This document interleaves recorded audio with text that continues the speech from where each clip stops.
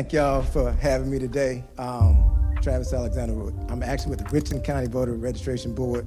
I am a director for a nonpartisan office, just like in Orangeburg County, so Ms. Aurora is the director here, and I worked for her when I worked with the State Election Commission. So the stuff I'm telling you, it's the same thing across the entire state.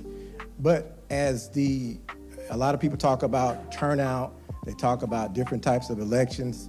I tell everybody every single election is important. Doesn't matter if you're voting for the president or for your regular town council. So that means what you need to do is make sure that you are registered. Make sure that you keep your registration active. What does that mean? Some of you get letters in the mail. It looks like a bill. It's a letter that comes from the State Election Commission, and it's to check and say, hey, do you still live at so-and-so address? A lot of times, people, when you get that letter, what it meant is that you didn't vote in the last major election. And probably over 100,000 people, we got probably over 1 million in South Carolina, but over 100,000 people were made inactive because they didn't reply back to that letter, and also they didn't vote in the last 2026 major election. There's nothing wrong against that. That's your right if you don't want to vote or if you were busy, couldn't do early voting. But for you all, the best website to go to is scvotes, votes.gov. That's across the entire state, where you can go and check your voter registration. You can go and check who is running for the primary election. You can go and check where your polling precinct is going to be located at. In Richland County, we have some schools that are having some construction, things of that nature. Orangeburg County may be the same thing. And the director here may have to move your location to another location. So it's best to find out before you get to the location and then you're mad at somebody. A lot of times you're mad and say, they done changed my location. There had to be some type of reason. So scvotes.gov, make sure you go, number one, check and make sure your registration is active. See who you're voting for, no matter what party. Now, for the primaries, only 2 parties. You got to pick one, all right? You might walk in there, I'm independent. That's good. But if you want to vote in the primary, you have to say which party you're going to vote for. So make sure you be prepared for that and know who's on the ballot. Some of you might have a ballot with only one person on it. Actually, on the governor's side, I know there's 3 Democrats running. There's probably 8 or 9 Republicans running for governor. So go online, look up these folks online. There's another website that our office we don't look at, but it's called Ballotpedia. You can Google it. But some of your candidates will actually get on there and give their information of who they are and what they're for. Okay? So just because they got a D or R in front of their name don't mean they have the same beliefs as you do. So go out and research that. Another good thing, early voting after Memorial Day, May 26th through I think June the 5th. This county and Richland County will be doing early voting. The difference between this and the November election is 8:30 to 5. Monday through Friday. 8:30 to 5, Monday through Friday. If you go ahead and take care of early voting ahead of time, you don't have to worry about that Tuesday, June 9th.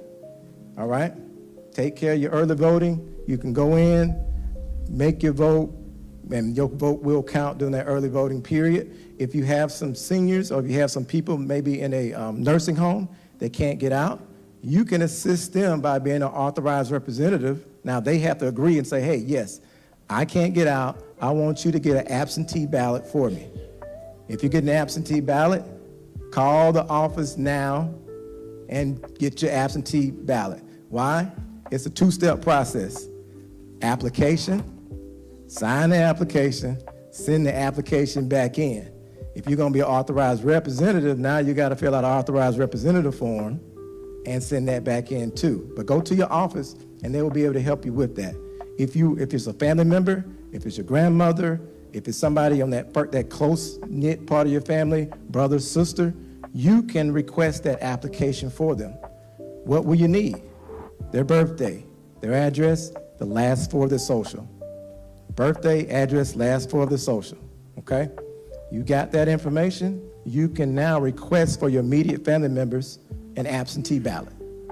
So the black church, and I'll say this online and anywhere else, but the black church has been important as far as elections, and I will tell you since I've been doing this since 2008, The black church ain't doing what they're supposed to do. All right? And I'll probably say that across all churches. It really doesn't matter what denomination you are. I go to, like a multi-generational denomination. They're not doing the same thing. Our numbers for primaries are like 30%, 40% of registered voters. So you letting 30% of the people make the decisions for you, and then everybody's what? Mad. All right? So, key things I said, check your registration on scvotes.gov, check who you're voting for, scvotes.gov, check where you're gonna go vote, and if you need to register to vote, you got 30 days prior to that election, so that'll be May, I'll probably say May the 1st. Go ahead and make sure you're registered to vote. Do not try to go in there and say, I'm changing addresses in the middle of that election, because once you get to that 30-day point, you're gonna mess yourself up. If you're on a county line, stay in that county for 30 days until you finish that vote. Don't try to make that big move from one county to the next in the middle of that, because you could end up messing your voter registration up, and you're registered in that county, and you're living now in the new county, and you had to be registered 30 days prior. So check out the information at scvotes.gov. Early vote is another good one, and then also help people that can't get out do absentee, and you can request up to 5 absentee applications for people. If you go over that, it's a felony, and you'll probably go to jail, so don't do that. All right, anybody got any quick questions about voting?